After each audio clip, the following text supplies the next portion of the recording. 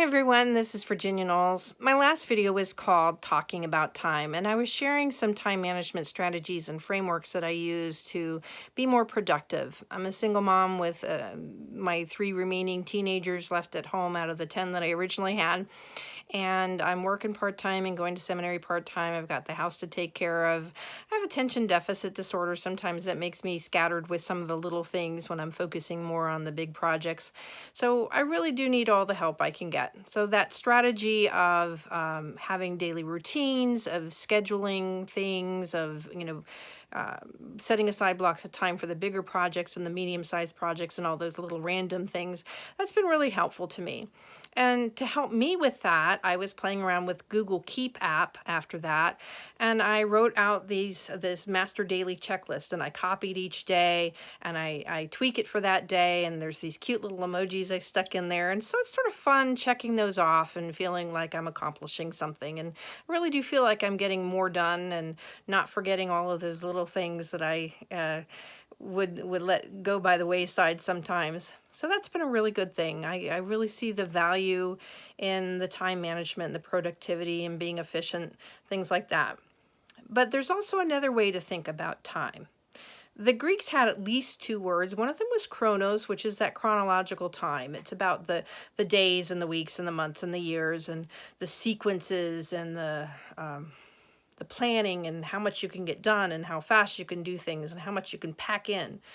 That's a very quantitative way to look at time. But they also had another word for time that was called kairos. And that was more about the quality of time. It was like being attentive to what was happening at the moment.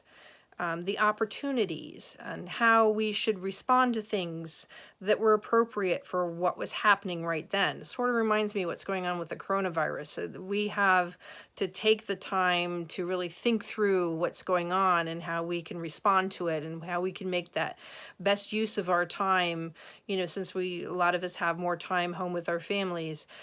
So it's just a different quality of time there with the Kairos time. Well, I was thinking about that today. You heard me maybe in the last video. I was talking about the benefits of using Walmart's curbside pickup.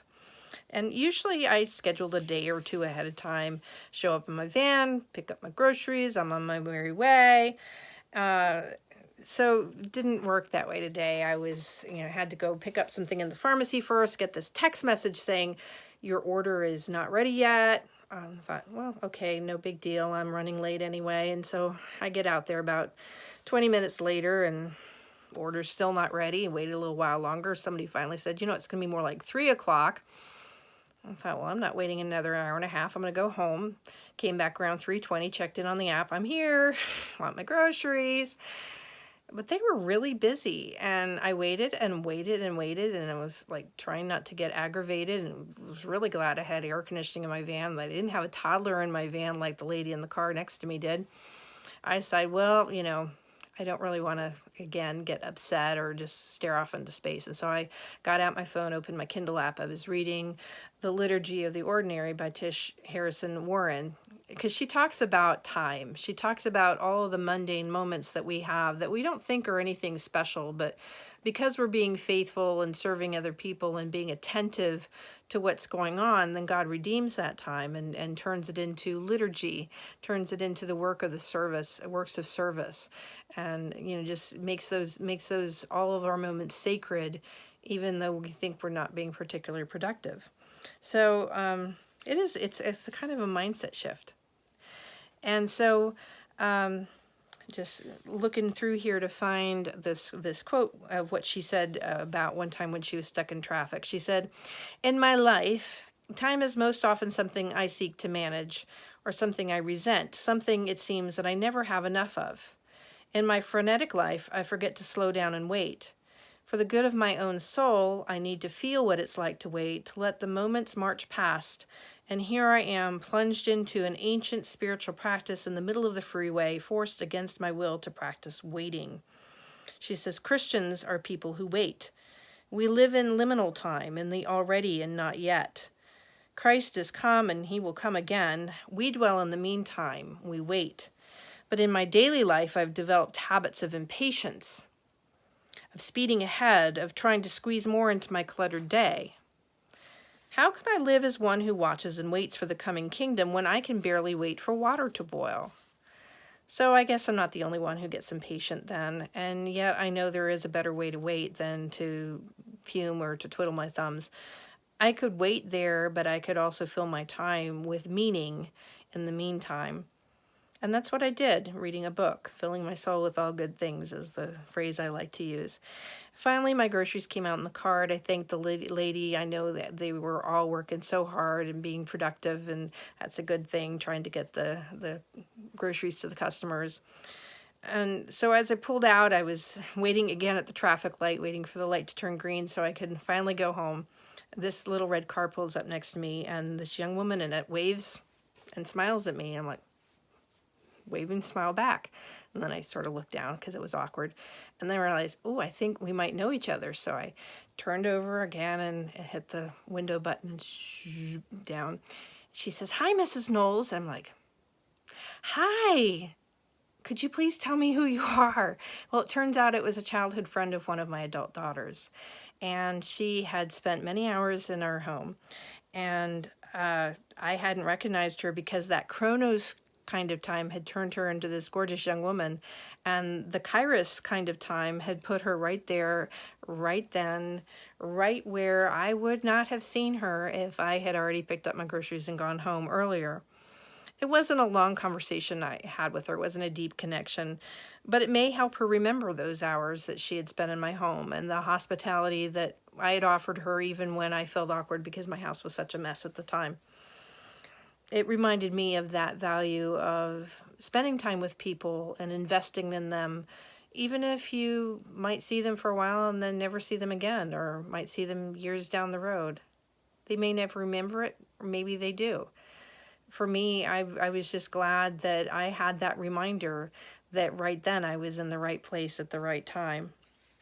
I'm also thinking of this concept of Chronos and Kairos time as I'm planning my summer seminary internship. I have 300 service hours to complete in a mere 12 weeks, and it's going to be very challenging.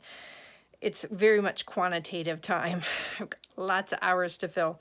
But my focus can't be just on filling up the required hours. I really have to think about what was going to give me the most impact, what's going to have the most lasting effect.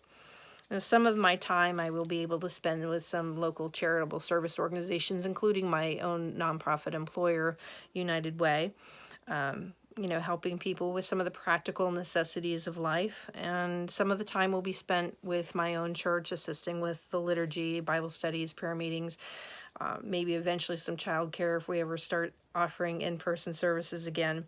We're going to be doing some, continuing Zoom meetings and online streaming, and eventually making that slow transition back into some of our in-person formats. Maybe doing some, videos of people to put on the church website, interviews of stories. But Father Tom and I were talking, and we did also want to set aside for some time just for me to listen to people, whether it is calling them on the phone and checking in, seeing how they're doing, or whether it's offering, individual Zoom calls for somebody who needs a boost or a brainstorm to help them get past something that's, making them stuck, or some group mentoring that I have been doing, already. So just time to listen, time to offer the gift of presence, time to hear their stories and to understand them, to offer heartfelt encouragement rather than shooting lazy platitudes off the top of my brain like I've done far too often. I really do want people to know that I truly care, that I see their needs, that I see the gifts that they have to offer the congregation and the community. All of that takes time. All of that takes a lot of time. And I'm not just talking about the Chronos time. I'm talking about the Kairos time, the awareness, the attentiveness. Because I don't just want to fill up a summer to fill out a form, to get a grade, to graduate, to get a job somewhere. That's not what I want to do with my life. Or at least not all that I want to do with my life. As I think about spending quality time with other people, leaning in and listening well and loving from the heart, I want this to become the standard and the pattern of my whole ministry and my whole life, and not just a summer internship. And I suppose if the coronavirus can teach us anything, one of the things is that the time that we spend loving one another and connecting with each other and caring about each other is time that is really well invested. It brings us joy and peace. It brings us compassion and kindness and love. It makes this lasting connection and a lasting impact. It will really give you the time of your life. And that's my prayer for myself and my prayer for you as well, that God will bless us all richly and abundantly and help us to see time as an opportunity to love and be loved and be blessed. Until next time, this has been Virginia Knowles, and look forward to the next video I have with you. You take care.